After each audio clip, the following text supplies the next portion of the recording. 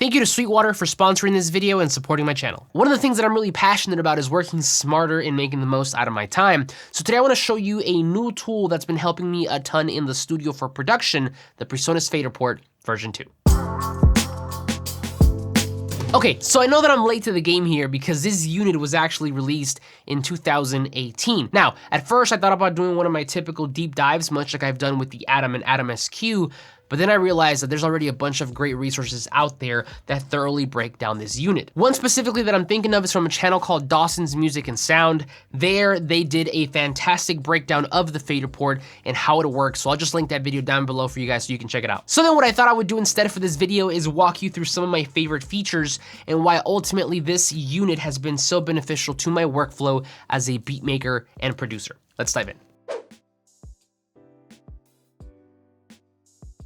All right, just to make this fair, let's do a brief overview of what this thing is. If you're unfamiliar with the Faderport, PreSonus calls it a production controller, and it basically allows you to control and operate your DAW, in my case Studio One, with physical buttons, knobs, and faders. Now, I guess the most common question here would be, why? Because technically you can do everything the Faderport does already with your mouse and keyboard. The answer, I suppose, would be that in some cases, and I'll show you them in a little bit, using physical buttons actually does make the process quicker, and it definitely makes it feel a heck of a lot more natural. Now, PreSonus does make two more versions of this controller, the Faderport 8 and the Faderport 16, and if I'm being completely honest, ideally I would have loved a Faderport 16 because of how much more control you get over Studio One, but unfortunately, I don't have the extra space in my current setup. I probably will end up upgrading sometime in the future when I get a new desk, but in the meantime, I find that even this single fader unit is extremely helpful in terms of increasing my production productivity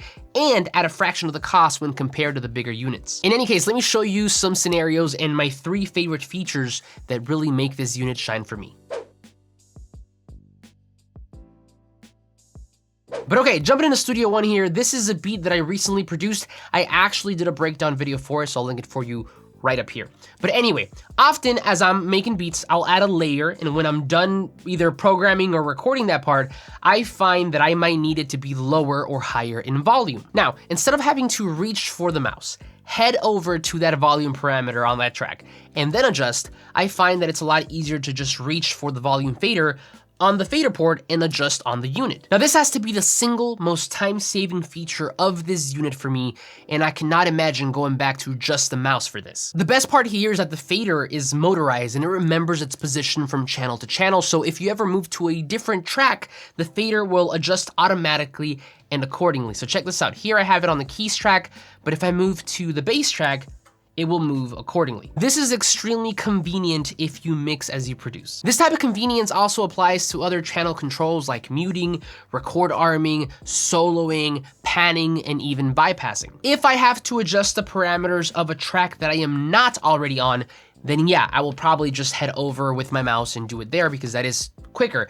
However, if I am already on that track, as mentioned before, then it becomes exponentially faster to just press a button on the Faderport to get that job done. Additionally, when you engage the shift button here, you have the ability to perform some global functions like clearing all solo tracks, clearing all mute tracks, arming all tracks, and even bypassing all the plugins in your mix. That way you get to see if what you're doing is actually making a difference. Now, the question you might be asking here is, well, why don't you just use your typing keyboard to do all of those things? Because essentially that provides the same function while also giving you those physical parameters that you want. Well, see, here's the thing.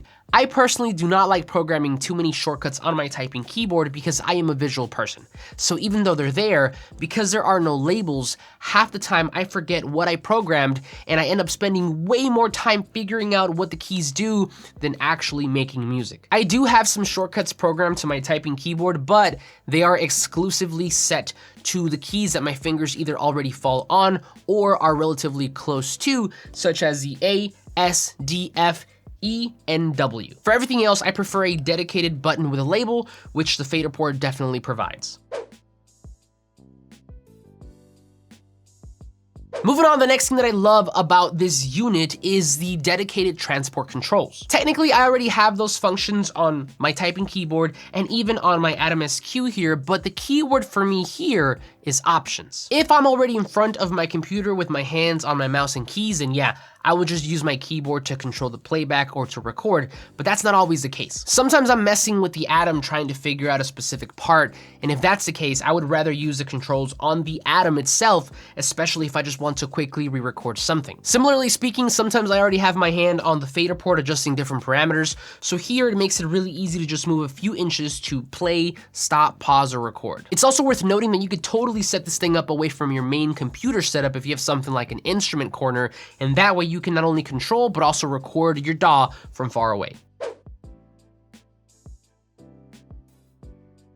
Okay, finally, and probably the biggest upside to using this aside from having a motorized fader is the foot switch on the back. If we take a look at the back of the unit, you will see a foot switch insert that takes in a regular sustain type of pedal. When plugged in by default, it will default to record on and off, but you could actually configure this to anything you'd like in Studio One, even a macro. If you've been following the channel for a while now, then you know that I absolutely love the macro system in Studio One to the point where I've built my own macro toolbar for beat makers. So having the ability to trigger a macro with a foot switch has been an absolute game changer. Now, the way you would configure this foot switch is first go over to the external devices window on the top left here. Make sure you have the fader port selected, and you're gonna get this screen here. Now, the cool thing here is that you could also program the function buttons, F1 through 4, to whatever you'd like. And by default, they're set to open up the inspector, the editor, the console, and then the browser. In any case, today we're just focusing on the foot switch here because to me, this is the most beneficial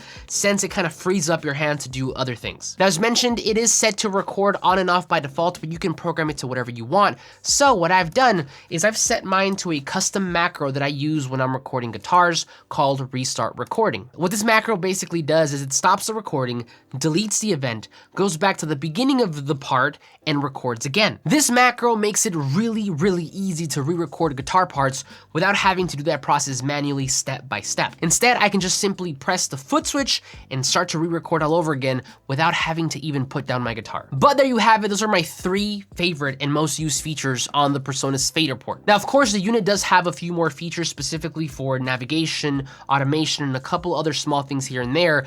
But for the most part, these 3 things that I just mentioned are what I use this unit the most for. Now, if you're thinking of picking up a fader port, then I'll make sure to leave a Sweetwater link down below in the description. Sweetwater is a fantastic place to shop for all things music and personally where I've gotten most of my gear over the years. Aside from gear though, I think my favorite thing about them is the attention and care they have for the customer. As soon as you start shopping there, you get assigned a personal sales representative that is available to help you with any questions you might have. As if that wasn't enough, the cherry on top of all of this is their hassle-free return policy. If something doesn't work out for you for whatever reason, all you have to do is reach out to your sales rep and they'll start the return process for you with absolutely no stress. Again, I'll be leaving that link down below in the description, and it is an affiliate link, so if you click on it and purchase, I do get a small commission at no additional cost to you, but that certainly goes a long way in helping this channel. But that's it for me. Thank you so much for watching. Let me know your thoughts on the fader port down below. Once again, thank you to Sweetwater for sponsoring this video, and as always, like this video if you liked it, subscribe if you're not already, but I'll see you on the next one.